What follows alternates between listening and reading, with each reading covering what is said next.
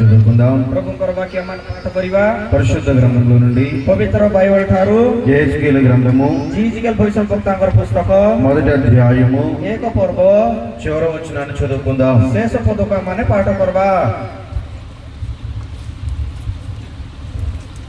వర్షాకాలమున కనబడు ఇంద్రధనుస్సు యొక్క తేజస్సు వలె దాని చుట్టూనున్న తేజస్సు కనబడెను. ఇది యెహోవా ప్రభావ స్వరూప దర్శనము. ବୃଷ୍ଟି ଦିନରେ ମେଘରେ ଧନୁର ଯେପରି ଆଭା ସେହିପରି ସେହି ଚତୁର୍ଥୀ ବର୍ଷ ତେଜ ଥିଲା. ଏହା ସଦାପ୍ରଭୁଙ୍କ ପ୍ରତାପର ପ୍ରତିର ଆଭା. నేను చూచి సాగిలపడగా ପୁଣି ମୁଁ ତାହା ଦେଖି ମୁହଁ ମାଡ଼ି ପଡ଼ିଲି. నాతో మాట్లాడు ఒకని స్వరము నాకు వినబడెను. ତୟରେ ମୁଁ ବାକ୍ୟବାଦୀ ଏକ ବ୍ୟକ୍ତିଙ୍କର ରୋଗ ଶୁଣିଲି. చిన్న ప్రార్థన చేసుకుందాం. ప్రార్థన. ప్రేమగల మా తండ్రి, నీ ఘనమైన శ్రేష్టమైన నామమునకు వందనాలు స్తోత్రాలు చెల్లిస్తూ ఉన్నాం. దేవాయి యొక్క ఒరిస్సా రాష్ట్రములో నా తండ్రి పుత్ర గ్రామములో నీ ఏర్పాటు బైబిల్ మిషన్ పక్షముగా ఏర్పాటు చేయబడినటువంటి ఈ మండల కాలోపదేశ కూడికలు ఆరంభ దినము నుండి మీరు తోడుగా ఉండి జరిగించారు. దేవా ఇదిగో నైనా 2వ దినము దేవా అలాగునని ఈ యొక్క సభలలో ముగింపు కూటముగా ఈ రాత్రికాల సమయం ముందు మేమందరము నీ పాదాలతో చేరి ఉండగా నీ ఆత్మ సహాయం మాకు అందించమని అడుగుచూ ఉన్నాం. ఇప్పటి వరకు మీరు తోడై ఉన్నట్లుగా నా తండ్రి నేను నీకు తోడై ఉంటానని వాగ్దానం చేస్తున్న నీవే దేవా ఈ సమయం మందు వాక్య పరిచయను పిలిచి ఉండగా నీ ఆత్మ సహాయం బోధించిన నాకును వినిచిన బిడ్డకు అనుగ్రహింపచేసి దేవా మీరే బిడ్డలతో మాట్లాడమని బాధకుడైన యేసు నామం పేరట అడిగి వేడుకొనుచున్నాము తండ్రి. ఆమేన్. అందరికీ మరొకసారి మరణాత ସମସ୍ତଙ୍କୁ మరణాత మరణాత మరణాత. దేవుని వాక్యాన్ని ధ్యానం చేసుకుందాం. ପ୍ରଭୁଙ୍କର ବାକ୍ୟକୁ ଆମେ ଧ୍ୟାନ କରିବା. పరిశుద్ధ గ్రంథంలో ପବିତ୍ର ବାକ୍ୟରେ 66 పుస్తకాలు మనకు కనపడుతూ ఉన్నాయి. 66ଟା ପୁସ୍ତକ ଆମମାନଙ୍କୁ ଦେଖିବାକୁ ମିଳୁଛି. ఈ 66 పుస్తకాలను ଏ 66ଟା పుస్తకକୁ బైబిల్ పండితులైన వారు ବାଇବଲର ପଣ୍ଡିତ ମାନେ కొన్ని రీతిలుగా విభాగించిన వారై ఉన్నారు. ଅନେକ ରୀତିରେ ବିଭକ୍ତ କରିଅଛନ୍ତି. ఈ 66 పుస్తకాల్లో ଏ 66ଟି పుస్తକ ମଧ୍ୟରେ ప్రవక్తల గ్రంథములు ఉన్నాయి. ଭବିଷ୍ୟତ ବକ୍ତା ମାନଙ୍କର ପୁସ୍ତକ ମାନେ ରହିଅଛି. ఈ ప్రవక్తల గ్రంథములను ଏ ଭବିଷ୍ୟତ ବକ୍ତା ମାନଙ୍କର పుస్తକକୁ 2 రకాలుగా విభాగించారు. ଦୁଇ ଭାଗରେ ବିଭକ୍ତ କରିଅଛନ୍ତି. మొదటిగా ପ୍ରଥମରେ పెద్ద ప్రవక్తల గ్రంథములు, ବଡ ଭବିଷ୍ୟତ ବକ୍ତା ମାନଙ୍କର ପୁସ୍ତକ ଗୁଡାକ, తర్వాత ତା ଉତାରେ రెండవదిగా ଦ୍ୱିତୀୟରେ చిన్న ప్రవక్తల గ్రంథాలు ଛୋଟ ଭବିଷ୍ୟତ ବକ୍ତା ମାନଙ୍କର పుస్తକ మనం చూడవచ్చును. ଆମେ ଦେଖିପାରିବୁ. పెద్ద ప్రవక్తల పుస్తకాలు అనగా ବଡ ଭବିଷ୍ୟତ ବକ୍ତା ମାନଙ୍କର పుస్తକ ଅର୍ଥାତ୍ పెద్ద ప్రవక్తలు రాసినవి. ବଡ ଭବିଷ୍ୟତ ବକ୍ତା ମାନେ ଲେଖଲାଟା. పెద్ద ప్రవక్తలు అంటే ବଡ ଭବିଷ୍ୟତ ବକ୍ତା ମାନେ ବୋଲେ వారు ఎత్తైన వారు కాదు. ସେମାନେ ଲମ୍ବା ଲୋକ ନାହିଁ. మరి ఎందుని బట్టి పెద్ద ప్రవక్తలని పేరు వచ్చాయంటే ହେଲେ ସେମାନଙ୍କୁ ବଡ ଭବିଷ୍ୟତ ବକ୍ତା ମାନେ ବୋଲି କାହିଁକି ନାମ ଆସିଲା ବୋଲେ వారు రాసినటువంటి పుస్తకములో ସେମାନେ ଲେଖିଥିବା ପୁସ୍ତକ ମାନଙ୍କ ମଧ୍ୟରେ లిటరేచర్ ఎక్కువ ఉండడాన్ని బట్టి, ଆଉ చరిత్ర ఎక్కువ ఉండడాన్ని బట్టి ଚରିତ୍ର ଅଧିକ ଥିବା ଦ୍ୱାରା దానిని ତାହାକୁ పెద్ద ప్రవక్తల పుస్తకాలు అన్నారు. ବଡ ଭବିଷ୍ୟତ ବକ୍ତା ମାନଙ୍କର పుస్తକ ବୋଲି କୁହାଗଲା. యెషయా గ్రంథము ଜିସାୟ ପୁସ୍ତକ పెద్ద ప్రవక్త గ్రంథము, ବଡ ଭବିଷ୍ୟତ ବକ୍ତାର ପୁସ୍ତକ, ఇర్మియా గ్రంథము ଜିରିମିୟା పుస్తକ పెద్ద ప్రవక్త గ్రంథము, ବଡ ଭବିଷ୍ୟତ ବକ୍ତାର పుస్తକ. అలాగే ସେଇ ପ୍ରକାରେ యెహెజ్కేలు గ్రంథము కూడా ଜିଜିକଲ పుస్తକ ମଧ୍ୟ పెద్ద ప్రవక్తల గ్రంథమైనది. ବଡ ଭବିଷ୍ୟତ ବକ୍ତାର ପୁସ୍ତକ ହୋଇଅଛି. చిన్న ప్రవక్తల గ్రంథాలు చూస్తే ଛୋଟ ଭବିଷ୍ୟତ ବକ୍ତାଙ୍କର పుస్తକ ଦେଖିଲେ యోనా గ్రంథము, ଜୁନସଙ୍କର పుస్తକ, మీకా గ్రంథము, ମିଖାଙ୍କର పుస్తକ, ఓబద్యా, నహూము, ନାହୁମ, ఇవన్నీ ଏ ସବୁ చిన్న ప్రవక్తల గ్రంథాలైనవి. ଛୋଟ ଭବିଷ୍ୟତ ବକ୍ତା ମାନଙ୍କର పుస్తକ ହୋଇଅଛି.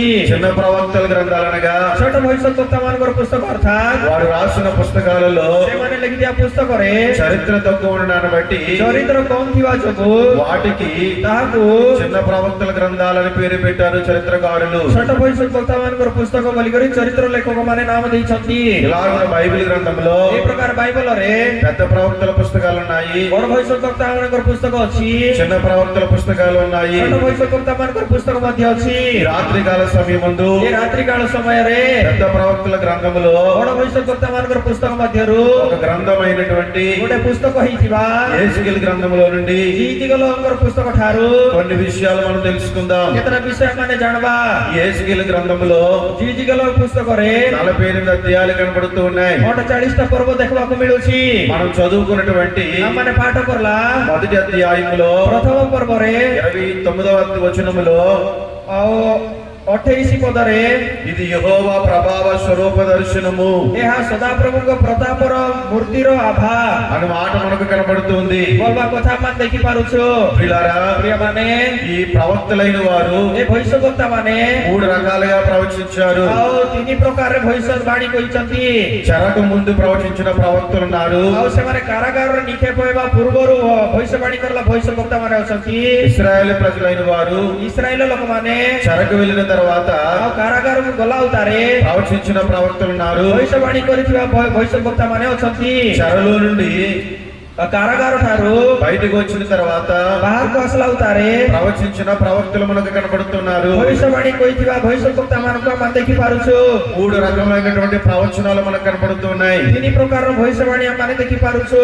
చెరకు ముందు ప్రవచనము, ଆଉ କାରାଗାରରେ ନିକ୍ଷେପ ହେବା ପୂର୍ବର ଭବିଷ୍ୟବାଣୀ, చెరలో ఉన్నప్పుడు ప్రవచనము, କାରାଗାରରେ ଥିବା ସମୟରେ କରିଥିବା ଭବିଷ୍ୟବାଣୀ, చెర తర్వాత ప్రవచించిన ప్రవచనము. ଆଉ କାରାଗାରରୁ ବାହାରକୁ ଆସିଲା ଉତାରେ କରିଥିବା ଭବିଷ୍ୟବାଣୀ. ఇశ్రాయేలు ప్రజలైన వారు ଇସ୍ରାଏଲ ଲୋକମାନେ 3 సార్లు 3 ଥର బబులోను దేశమునకు ବାବିଲ దేశକୁ చెరకును పోబడ్డారు. ଆଉ ସେମାନେ ବନ୍ଦୀ କରି ନିଆଯାଇଥିଲେ. నెబుకద్నెజరు రాజు యొక్క ନବୁକଦ୍ନେସର ରାଜାର పరిపాలన కాలంలో ରାଜତ୍ୱ ସମୟରେ మొదటిసారిగా ପ୍ରଥମ ଥର ପାଇଁ క్రీస్తు పూర్వము ଖ୍ରୀଷ୍ଟ ପୂର୍ବ 605వ సంవత్సరంలో 605 ମସିହାରେ ఇశ్రాయేలు ప్రజలైన వారిలో ଇସ୍ରାଏଲ ଲୋକମାନଙ୍କ ମଧ୍ୟରୁ కొద్దిమంది ଅଳ୍ପ ଲୋକଙ୍କୁ బబులోను చెరకు వెళ్ళినారు. ବାବିଲର କାରାଗାରରେ ଯାଇଥିଲେ.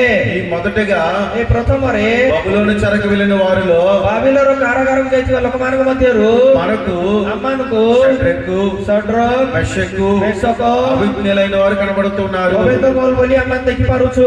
తర్వాత రెండవ మారు ତାପରେ ଦ୍ୱିତୀୟ ଥର క్రీస్తు పూర్వము ଖ୍ରୀଷ୍ଟ ପୂର୍ବ 595వ సంవత్సరంలో 595 ମସିହାରେ రెండవసారి ଦ୍ୱିତୀୟ ଥର ఇశ్రాయేలులో కొంతమంది ଇସ୍ରାଏଲ ଲୋକମାନଙ୍କ ମଧ୍ୟରୁ କେତେକ ଲୋକ బబులోను చెరకు వెళ్ళారు. ବାବିଲର କାରାଗାରକୁ ଯାଇଥିଲେ. ఈ రెండవసారి ଏ ଦ୍ୱିତୀୟ ଥର చెరకు వెళ్ళిన వారి సంఖ్య ଆଉ ବନ୍ଦୀ ରୂପେ ଯାଇଥିବା ଲୋକମାନଙ୍କର ସଂଖ୍ୟା 10,000 మంది. 10,000 ଲୋକ. ఈ 10,000 మందిలో ଏ 10,000 ଲୋକମାନଙ୍କ ମଧ୍ୟରୁ ఎహెజ్కేలు గారు కూడా ఒకరై ఉన్నారు. ଜିଜିଗଲ ମଧ୍ୟ ଜଣେ ହେଇଥିଲେ. ఎహెజ్కేలు గ్రంథము ଜିଜିଗଲ పుస్తକ మొదటి అధ్యాయము 1 ପର୍ବ మొదటి వచనాన్ని చూస్తే ତାର 1 ପଦକୁ ଆମେ ଦେଖିଲେ 35వ సంవత్సరమున ଆଉ 35 ବର୍ଷର 4వ నెల 4th ମାସର 5వ దినమున 5ମ ଦିନରେ నేను కేబారు నది ప్రదేశమున କୋବାର ନଦୀ କୂଳରେ చెరలోని వారి మధ్య ବନ୍ଦୀମାନଙ୍କ ମଧ୍ୟରେ కాపురముంటిని. ମୁଁ ଥିବା ସମୟରେ ఆ కాలమున ସେ కాଳରେ ఆకాశము తెరవబడగా ଆକାଶ ଉନ୍ମୁକ୍ତ ହେଲା ଉତାରେ దేవుని కూర్చిన దర్శనము ଈଶ୍ୱରଙ୍କର ଦର୍ଶନ నాకు కలిగెను. ମୁଁ ପାଇଲି. చూడండి, ଦେଖନ୍ତୁ ఇక్కడ ଏଇ ଜାଗାରେ ఎహెజ్కేలు భక్తుడు ଜିଜିଗଲ ଭକ୍ତ కేదారు నది ప్రదేశమున ଆଉ କେଦାର ନଦୀର ପ୍ରାନ୍ତରରେ చెరలోని వారి మధ్య ଆଉ ବନ୍ଦୀ ଅବସ୍ଥାରେ ତାଙ୍କର ମଧ୍ୟରେ కాపురముంటినంటున్నాడు. ବାସ କରୁଥିଲି ବୋଲି କହୁଛନ୍ତି.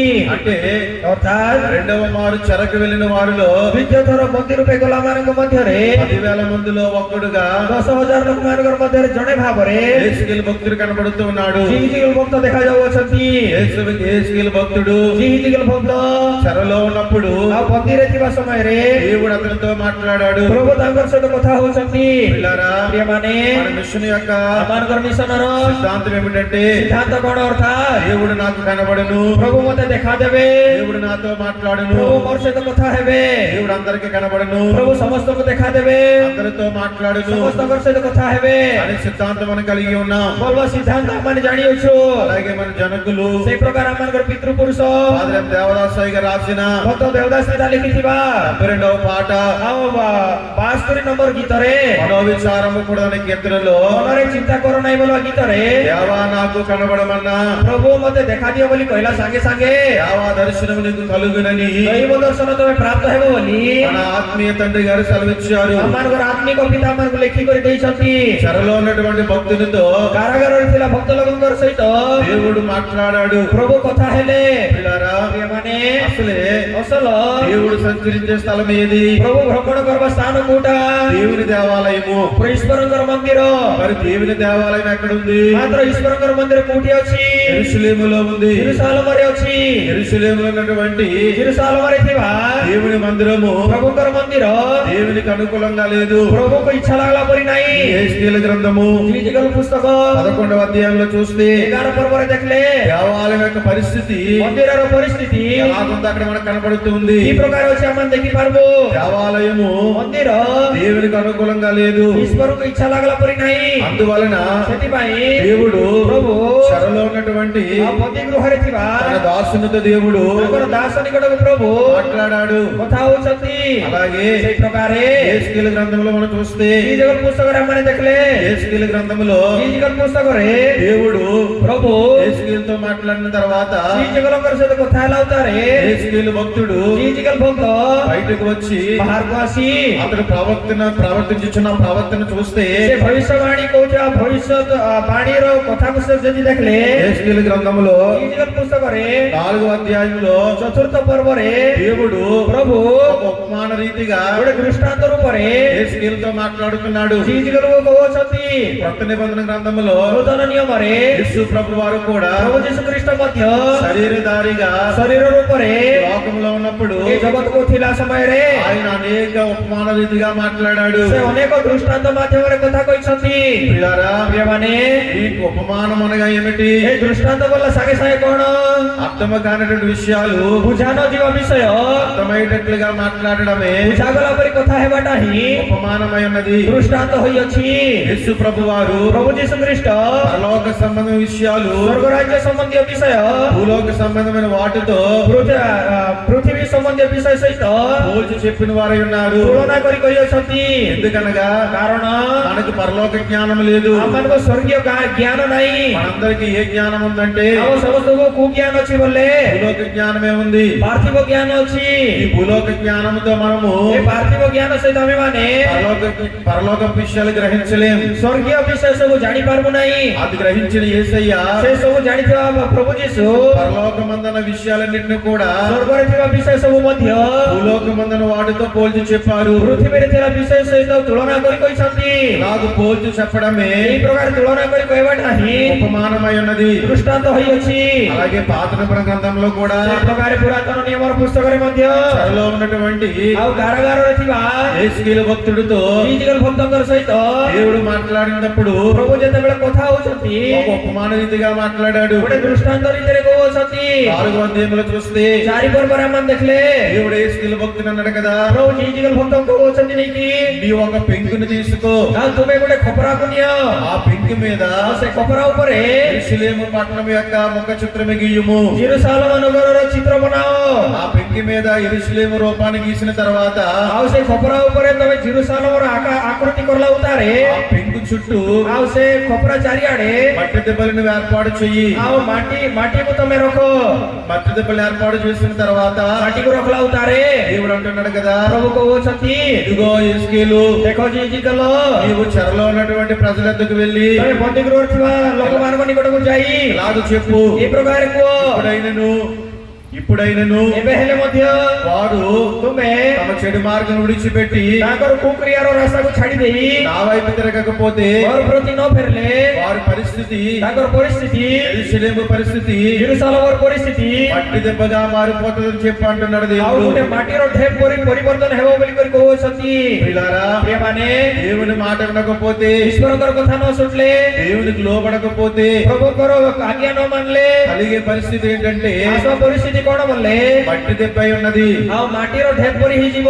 ఇంకా మనం చూస్తే యారు ଦେଖିଲେ దేవుడు అంటున్నాడు కదా, ପ୍ରଭୁ କହୁଛନ୍ତି କି యెహెజ్కేలు గ్రంథం 4వ అధ్యాయంలో జీజికల్ పుస్తକ 4 పర్ବରେ నీవు ତୁମେ మలమును తీసుకుని ମଳିନକୁ ନେଇ దానిని ତାକୁ కాల్చి ଜଳାଇ ఆ కాల్చిన మంటతో ଆଉ ଦଗ୍ଧ କରଲା ସେ ଅଗ୍ନି ସହିତ ఆహార శుద్ధం చేసుకుంటావని చెప్పమన్నాడు. ଆଉ ତମେ ଖାଦ୍ୟ ପ୍ରସ୍ତୁତ କରିବ ବୋଲି କରି କୁହ ବୋଲି କରି କହିଲେ.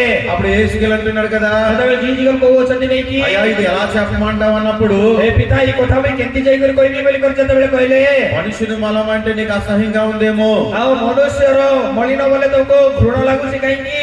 ఆవు మలమును తీసుకుని ଆଉ ତମେ ଗୋରୁର ମଳିନକୁ ନେଇ ఆవు మలముతో మంట పెట్టి ଆଉ ଗୋରୁର ମଳିନ ସହିତ ତମେ ଜଳାଇ ఆ మంట మీద ఆహారం తీసుకుని ଆଉ ସେ ଅଗ୍ନି ଉପରେ ତମେ ଆହାର ପ୍ରସ୍ତୁତ କରି తింటారని చెప్పమన్నాడు దేవుడు. ତମେ ଖାଇବ ବୋଲି କରି ଯାଇକରି କୁହ ବୋଲି ପ୍ରଭୁ କହିଲେ। పిల్లారా, ପ୍ରିୟମାନେ, ఈ పరిస్థితి అంతా కూడా ଏ ପରିସ୍ଥିତି ସବୁ ମଧ୍ୟ దేని బట్టి ఏర్పడిందంటే କାହା ଦ୍ୱାରା ଆସିଅଛି ବୋଲେ దేవునికి లోబడకపోవడాన్ని బట్టి, ପ୍ରଭୁଙ୍କର ଆଜ୍ଞା ନ ମାନିବା ଦ୍ୱାରା, దేవుని మాట వినకపోవడాన్ని బట్టి. ପ୍ରଭୁଙ୍କର କଥା ନ ମାନିବା ଦ୍ୱାରା ఎవరైతే ଯେ କେହି దేవునికి వ్యతిరేకంగా ఉంటారో ପ୍ରଭୁଙ୍କର ବିରୁଦ୍ଧରେ ଥିବ వారందరి పరిస్థితి ఎలా ఉంటదంటే ସେ ସମସ୍ତଙ୍କର ପରିସ୍ଥିତି କେମିତି ଥିବ ବୋଲେ మట్టి దెబ్బగా మారిపోతాదని ମାଟିର ଢେପ ପରି ହେଇଯିବ ବୋଲି దేవుడు ପ୍ରଭୁ సెలవిస్తూ ఉన్నాడు. ଆଜ୍ଞା ଦଉଛନ୍ତି। చూడండి, ଦେଖନ୍ତୁ ఈ యెహెజ్కేలు గ్రంథము ఈ జీవిତ పుస్తକ మొదటి అధ్యాయములో 1 పర్ବରେ 28వ వచనములో 28 ପଦରେ తాను ఏమిటో దేవుడు చూపించుకుంటున్నాడు. ସଦାପ୍ରଭୁ ନିଜେ କଣ ଦେଖାଇବାକୁ ଇଚ୍ଛା କରୁଛନ୍ତି। యెహెజ్కేలు భక్తుడికి ఈ ଜଗତ ଭକ୍ତକୁ ఒక పేరు పెట్టి దేవుడు కనపరుచుకున్నాడు. ଗୋଟେ ନାମ ଦେଇକରି ସେ ନିଜକୁ ଦେଖାଉଛନ୍ତି। ఏంటా పరిస్థితి అంటే ସେ ପରିସ୍ଥିତି କଣ ବୋଲେ ఇది యెహోవా ప్రభావ స్వరూప దర్శనం అని పేరు పెట్టాడు. ଏହା ସଦାପ୍ରଭୁଙ୍କ ପ୍ରତାପର ମୂର୍ତ୍ତିର ଆଭା ବୋଲି କରି ଦେଖାଇ ହେଉଛନ୍ତି। పిల్లారా, ପ୍ରିୟମାନେ, దేవుడు కనబడినటువంటి దేవుడే ପ୍ରଭୁ ଦେଖାଦେବା ପରମେଶ୍ୱର యెహెజ్కేలు భక్తుడిని ఈ ଜଗତ ଭକ୍ତକୁ కొన్ని పనులు చేయమని చెప్పాడు. କେତେଟା କାମ କରିବା ପାଇଁ କହିଲେ। ఆ పనులు ఏమిటో ସେ କାମ କଣ ବୋଲେ ఈ రాత్రి మనము ଏ రాత్రి కాଳରେ వాక్యం ద్వారా తెలుసుకుందాం. ଆମର ବାକ୍ୟ ଦ୍ୱାରା ଜାଣିବା। మొదటగా చూస్తే ସର୍ବପ୍ରଥମରେ ଦେଖିଲେ 2వ అధ్యాయము ଦ୍ୱିତୀୟ ପର୍ବ ప్రారంభ వచనము 1 ପଦ దేవుడు అంటున్నాడు కదా, ପ୍ରଭୁ କହୁଛନ୍ତି କି నరపుత్రుడా, ହେ ମନୁଷ୍ୟ ସନ୍ତାନ, నువ్వు చక్కగా నిలబడుము, ତମେ ଭଲ ଭାବରେ ଠିଆ ହୁଅ। నేను నీతో మాట్లాడవలనని ଆଉ ଆମେ ତୁମ ସହ କଥା କହିବା ବୋଲି ఆయన నాతో మాట్లాడినప్పుడు ଆଉ ସେ ଯେତେବେଳେ କଥା ହେବେ ఆత్మ నాలోనికి వచ్చి ଆଉ ଆତ୍ମା ମୋ ମଧ୍ୟରେ ପ୍ରବେଶ କରି నన్ను నిలవబెట్టును. ମତେ ଠିଆ କରାଇବ। అప్పుడు నాతో మాట్లాడిన స్వరము ଆଉ ତାପରେ ମୋର ସହିତ କଥା ହେବା ସ୍ୱର వింటినంటున్నాడు. ଆଉ କହୁଅଛନ୍ତି। దేవుడు మాట్లాడాలంటే ଆଉ ପ୍ରଭୁ କଥା ହେବାର ଅଛି ବୋଲେ మొదటగా ఏం కలిగి ఉండాలంటే ସର୍ବପ୍ରଥମେ କଣ ଥିବାର ଅଛି ବୋଲେ నిబ్బరము కలిగి ఉండాలి. నిబ్బరము కలిగి ఉండాలి. ସ୍ଥିରତା ଥିବାର ଅଛି। దేవుడు నీతో మాట్లాడుచున్నాడంటే ପ୍ରଭୁ ତମର ସହିତ କଥା ହଉଛନ୍ତି ବୋଲେ నీవు నిబ్బరమైన స్థితి కలిగి ఉండాలి. ତମେ ସ୍ଥିର ଭାବରେ ଥିବାର ଅଛି। బైబిల్ గ్రంథములో ବାଇବଲରେ దావీదు భక్తుడు ଦାଉଦ ଭକ୍ତ కీర్తన గ్రంథము ଗୀତ ସହିତ 57వ కీర్తన 57 ପର୍ବ 7వ వచనాన్ని మనం చూస్తే 7 ପଦକୁ ଆମେ ଦେଖିଲେ అక్కడ ఉన్నటువంటి మాట ସେ ଜାଗାରେ ଲେଖାଯାଇଥିବା କଥା చూడండి. ଦେଖନ୍ତୁ। పిల్లలు రాయబడిన మాట ଲେଖାଯାଇଥିବା କଥା ఒక మార మాట చదువుకుందాం. ଥରେ ଆମେ ସେ କଥାକୁ ପଢବା।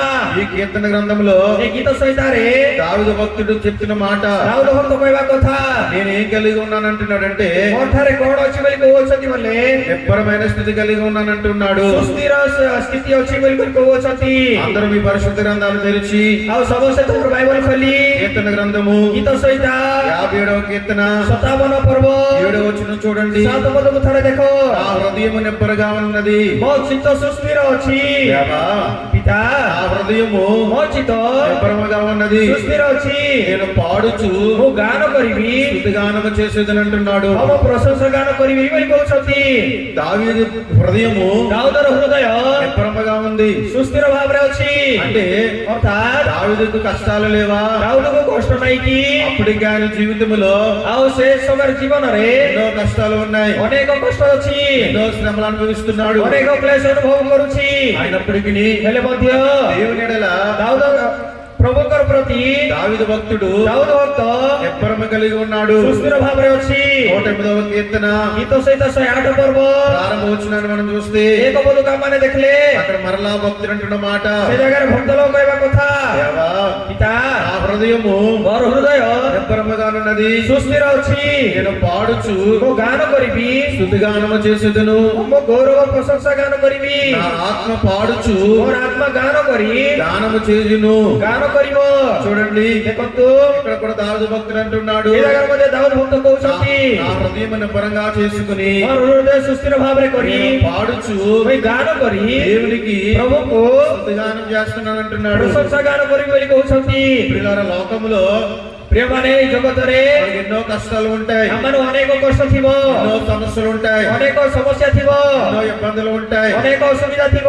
ఆ ఇబ్బందులను బట్టి ସେ ଅସୁବିଧା ଯୋଗୁ ఒకసారి మనము କେବେ କେବେ କେବେ ଆମେମାନେ దేవుని వైపు చూడం, ପ୍ରଭୁଙ୍କର ପ୍ରତି ଦେଖିବୁ ନାହିଁ, మన మనస్సును దేవుని మీద పెట్టలేకపోతాం. ଆମମାନଙ୍କର ମନକୁ ପ୍ରଭୁଙ୍କର ଆଡେ ରଖିପାରିବୁ ନାହିଁ। ఏంటి మీరు దేవాలయంకి రావట్లేదు, ତମେ କାହିଁକି ଗିର୍ଜାକୁ ଆସୁନ, ఆ సభలకు రాలేదు ఏంటి అని అడిగితే କାହିଁକି ମିଟିଂ ଆସିଲ ନାହିଁ ବୋଲି ପଚାରିଲେ నా మనసు ఏమీ బాగోలేదండి, ମୋର ମନ ଖରାପ ଅଛି ବାବୁ, అందుకే నేను రాలేకపోయానంటారు. ସେଥିପାଇଁ ମୁଁ ଆସିପାରିଲି ନାହିଁ ବୋଲି କହିବେ। మనకు 100 సమస్యలు ఉండొచ్చు, ଆମମାନଙ୍କୁ 100ଟା ସମସ୍ୟା ଥାଇପାରେ, దావీదు భక్తుడికైతే ମାତ୍ର ଦାଉଦ ଭକ୍ତଙ୍କୁ ଦେଖିଲେ 1000 సమస్యలు ఉన్నాయి. ହଜାର ହଜାର ସମସ୍ୟା ଅଛି। 1000 సమస్యలు ఉన్నప్పటికీ ହଜାର ସମସ୍ୟା ଥିଲେ ମଧ୍ୟ అతని హృదయాన్ని ତାର హృదୟକୁ దేవుని మీద పెట్టిన వాడై ఉన్నాడు. ପ୍ରଭୁଙ୍କର ପ୍ରତି ରଖିଲା ଲୋକ ଅଛି।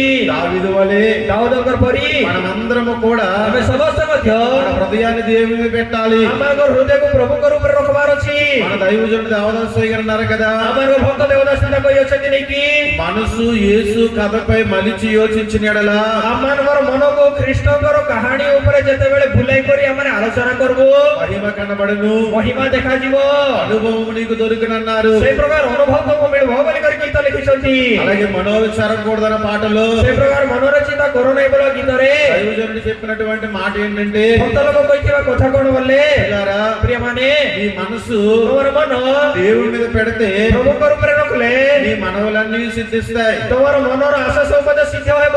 మనోవిచారం కలిగి ఉంటే ଆଉ ତମର ମନରେ ଯଦି ଚିନ୍ତା ଥିଲେ నీ మనవులన్నీ కూడా ତମର ଯୋଉ ସବୁ ଆଶା ଅଛି మంటన కలిసిపోతాయి అన్నారు అయ్యారు. ଆଉ ଅଗ୍ନିରେ ମିଶିଯିବ ବୋଲି କରି କହିଛନ୍ତି। కాబట్టి మన మనసంతా కూడా ସେଥିପାଇଁ ଆମମାନଙ୍କର ମନ ସବୁ ମଧ୍ୟ ఎవరి మీద పెట్టాలంటే କାହାର ଉପରେ ରଖିବାର ଅଛି ବୋଲେ దేవుని మీద పెట్టాలి. ପ୍ରଭୁଙ୍କର ଉପରେ ରଖିବାର ଅଛି। నీ మనసు దేవుని మీద పెట్టినప్పుడే ତମର ମନ ପ୍ରଭୁଙ୍କର ଉପରେ ରଖିଲେ ଆକା దేవుడు నీతో మాట్లాడతాడు. ପ୍ରଭୁ ତମର సହିତ କଥା ହେବେ। ఆ యేసుకిల భక్తుని కూడా అదే అన్నాడు దేవుడు. జీజికల్ భక్తଙ୍କୁ ମଧ୍ୟ ପ୍ରଭୁ ସେଇ କଥା କହୁଛନ୍ତି। 2వ అధ్యాయంలో మనం చూసాం కదా, 2 ପର୍ବରେ ମାନେ ଦେଖିଲୁ ନାହିଁ କି నరపుత్రుడా ମନୁଷ୍ୟ పుତ୍ର ఎలా నిలబడమంటున్నాడు, ତମେ କି ପ୍ରକାର ଠିଆ ହବ ବୋଲି କହୁଛନ୍ତି। చక్కగా నిలబడు, ଚରଣରେ ଠିକ ଭାବରେ ଠିଆ ହବ ବୋଲି କହୁଛନ୍ତି। నేను నీతో మాట్లాడవలనని ଆଉ ମୁଇଁ ତମର ସାଙ୍ଗରେ କଥା ହେବାର ଅଛି ବୋଲି ఆయన నాతో మాట్లాడినప్పుడు ଆଉ ସେ ମତେ ଯେତେବେଳେ କହିଲେ ఆత్మ నాలోనికి వచ్చి ଆତ୍ମା ମୋ ଠାରେ ପ୍ରବେଶ କରି నన్ను నిలవబెట్టినంటున్నాడు. ମତେ ଠିଆ କରାଇଲା ବୋଲି କରି କହୁଛନ୍ତି। నాతో మాట్లాడిన స్వరము ମୋର ସହିତ କଥା ହେଇଥିବା ସ୍ୱର నేను విన్నానంటున్నాడు. ମୁଇଁ ଶୁଣିଲି ବୋଲି କହୁଛନ୍ତି। కాబట్టి ସେଥିପାଇଁ దేవుడు మనందరితో మాట్లాడతాడు. ପ୍ରଭୁ ଆମର ସମସ୍ତଙ୍କ ସହିତ କଥା ହେବେ। మనము దేవునిలో చక్కగా నిలబడినప్పుడు ଆମେ ପ୍ରଭୁଙ୍କ ନିକଟରେ ଭଲ ଭାବରେ ଠିଆ ହେଲେ దేవుడు మనందరితో మాట్లాడతాడు. ପ୍ରଭୁ ଆମ ସମସ୍ତଙ୍କ ସହିତ କଥା ହେବେ।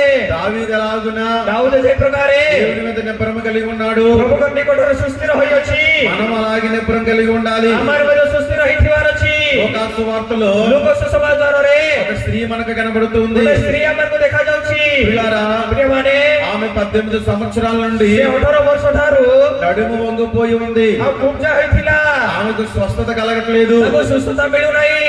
ఈ సంవత్సరం తర్వాత ଏ ବର୍ଷ ପରେ మరలా స్వస్థత కలుగుతుందేమో అని ଆରି ସୁସ୍ଥତା ମିଳିବ କାହିଁକି ବୋଲି అలాగే 18 సంవత్సరాల నుండి ఎదురు చూస్తుంది. ଏ ପ୍ରକାର 18 ବର୍ଷ ଧରି ସେ ଅପେକ୍ଷା କରୁଛି।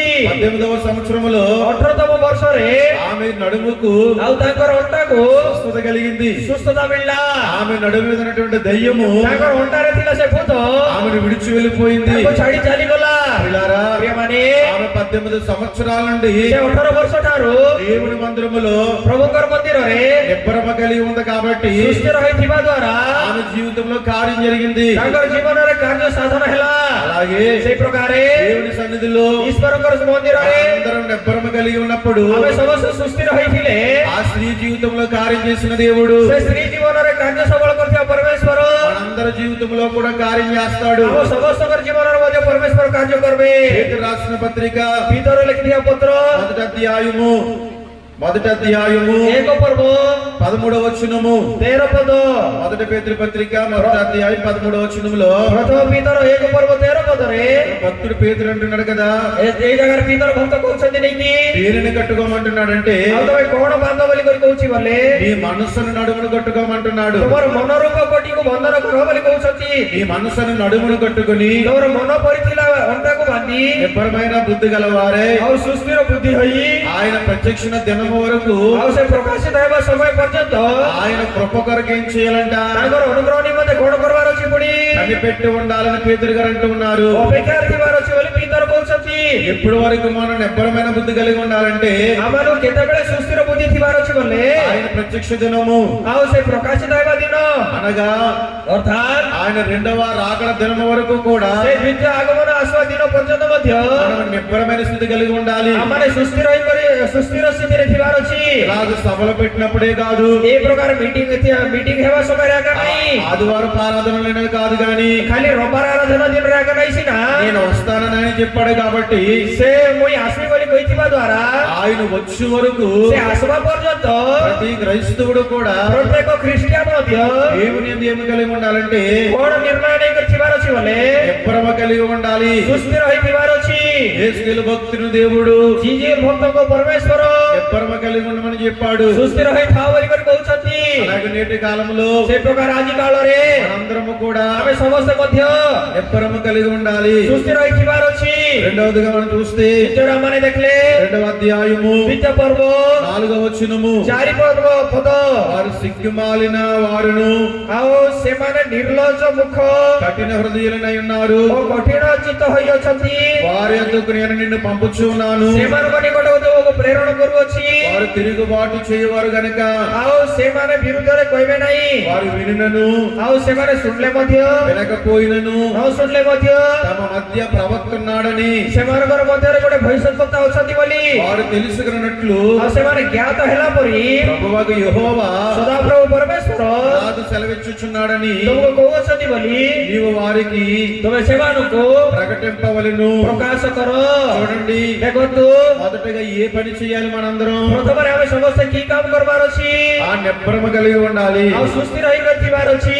నిబ్బరమ కలిగి ఉన్న తర్వాత ସୁସ୍ଥିର ହେଲା ଉତାରେ దేవుడు ఏసుకెళ్ళించమన్నాడంటే ପ୍ରଭୁ ଯିଏଙ୍କୁ କଣ କର ବୋଲି କହିଲା ବୋଲେ వారి యొద్దకు వెళ్ళి ଆଉ ତାଙ୍କ ନିକଟକୁ ଯାଇ ప్రకటన చేయమని చెప్తున్నాడు. ଘୋଷଣା କର ବୋଲି କହୁଛନ୍ତି। అలాగే ସେଇ ପ୍ରକାରେ ఇశ్రాయేలు అయిన వారు చెరలో ఉన్నారు కదా, ଇସ୍ରାଏଲ ଲୋକମାନେ ବନ୍ଦୀ ଗୃହରେ ଅଛନ୍ତି ନେଇକି బబులోను చెరలో ఉన్న వారి యొద్దకు నువ్వు వెళ్ళాలి. ବାଇବେଲ ନିକଟରେ ଦାସତ୍ୱରେ ଅଛନ୍ତି, ତାଙ୍କ ନିକଟକୁ ଯିବାର ଅଛି। వారు ఏ స్థితి కలిగి ఉన్నారో కూడా చెప్తున్నాడు దేవుడు. ସେମାନେ କୋଉ ସ୍ଥିତିରେ ଅଛନ୍ତି ସେଇଟା ମଧ୍ୟ ପ୍ରଭୁ କହୁଛନ୍ତି। వారికి సిగ్గు లేదు, ସେମାନେ ନିର୍ଲଜ୍ଜ, వారు కఠినమైన హృదయం కలిగిన వారు, ସେମାନଙ୍କର ହୃଦୟ କଠିନ ହେଇଛି। నీ మీద తిరుగుబాటు చేస్తారు. ଆଉ ତମର ବିରୁଦ୍ଧରେ ସେମାନେ କଥା ହେବେ। నీవు చెప్పినా నీ మాట వినరు. ତମେ କହିଲେ ମଧ୍ୟ ତମର କଥା ଶୁଣିବେ ନାହିଁ। వినను వినకపోయిన నువ్వేం చేయాలి? ଶୁଣିଲେ କି ନ ଶୁଣିଲେ ତମେ କଣ କରିବାର ଅଛି? నీవు వారి యొద్దకు వెళ్ళి ତମେ ତାଙ୍କ ନିକଟକୁ ଯାଇ ప్రకటన చేయాలి. ଘୋଷଣା କରିବାର ଅଛି దేవుడు చెప్తూ ఉన్నాడు. ବୋଲି ପ୍ରଭୁ କହୁଛନ୍ତି। పిల్లారా, ପ୍ରିୟମାନେ, రెండవదిగా మనందరం కూడా ନିଜର ମାନେ ଦେଖିଲେ దేవుని యొక్క విషయాన్ని ପ୍ରଭୁଙ୍କର ବିଷୟକୁ వినినా వినకపోయినను ଶୁଣିଲେ କି ନ ଶୁଣିଲେ ମଧ୍ୟ ప్రకటన చేయవలసిన వారమై ఉన్నాం. ଘୋଷଣା କରିବାର ଅଛି। కీర్తన గ్రంథము ଗୀତ ସହିତ 105వ కీర్తన 105 ପର୍ବ మొదటి వచనాన్ని మనం చూస్తే ଏକ ପଦକୁ ଆମମାନେ ଦେଖିଲେ ఇక్కడ భక్తుడు అంటున్నటువంటి మాట, ତାର ଭକ୍ତ କହିବା କଥା యెహోవాకు ସଦାପ୍ରଭୁଙ୍କୁ కృతజ్ఞతాస్తుతులు చెల్లించుడి, ଆଉ ଧନ୍ୟବାଦ ଅର୍ପଣ କର।